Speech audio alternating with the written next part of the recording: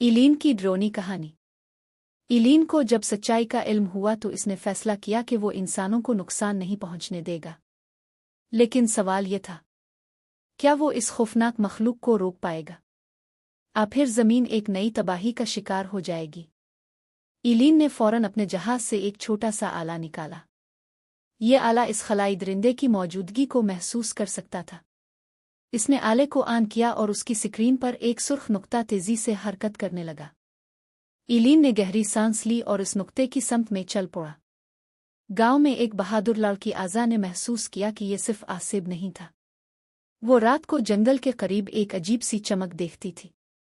ये चमक एक ऐसे पौधे से निकल रही थी जो इससे पहले कभी नहीं देखा था। आज़ा ने फैसला किया कि वो इस राज को ज़रूर मालूम करेगी। इलीन का आला इसे सीधा गांव की तरफ ले आया। इसने भी वही चमक देखी जो आज़ा ने देखी थी। वो समझ गया कि ये चमक इस दरिंदे की तवानाई का असर है। इलीन ने एहतियात से कदम उठाए और पौधे की तरफ बढ़ा।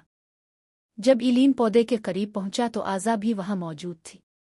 वो पहले तो इलीन को देखकर डर गई, लेकिन फिर उसने देखा कि इलीन की आंखों में कोई खौफ नहीं बल्कि सिर्फ मदद की ख्वाहिश थी। आज़ा ने हिम्मत की और इलीन की तरफ इशारा किया। इलीन ने अपने आले से एक तस्वीर दिखाई। ये तस्वीर इस खौफनाक दरिंदे की थी।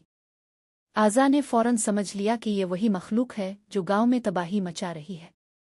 दोनों ने बगैर अल्फाज के एक दूसरे की मदद करने का फैसला किया। इलीन ने आज़ा को समझाया कि ये दरिंदा एक खास किस्म की तवानाई की तरफ खींचा जाता है। आज़ा ने इसे बताया कि गांव में एक पुरानी बिजली की मशीन मौजूद है। दोनों ने फैसला किया कि वो इस मशीन को इस्तेमाल करके एक जाल बनाएंगे। रात के वक्त उन्होंने मशीन को जंगल के एक खिले मैदान में नस्ब किया। जैसे ही उन्होंने इसे ऑन किया, एक तेज रोशनी और एक अजीब आवाज़ पैदा हुई। कुछ ही देर में वो खौफनाक दरिंदा रोशनी की तरफ खींचा चला आया। इलीन ने फौरन एक और आला निकाला और इसे ऑन किया। इस आले से एक नीली शुआ निकली जिसने दरिंदे को एक शफाफ तवानाई के जाल में कैद कर लिया। दरिंदा जोर से चीखा लेकिन वो जाल से बाहर नहीं निकल सका। इलीन ने दरिंदे को अपने जहाज में वापस भेजा। इसने आज़ा की तरफ देखा और मुस्करा कर सर हिलाया। आज़ा ने भी मुस्करा कर जवाब दिया। इलीन अपने जहाज में बैठकर आसमान की तरफ रवाना हो गया। गांव वालों ने इसे जाते हुए देखा और समझ गए कि वो कोई आसिब नहीं बल्कि उनका मुहाफिज था।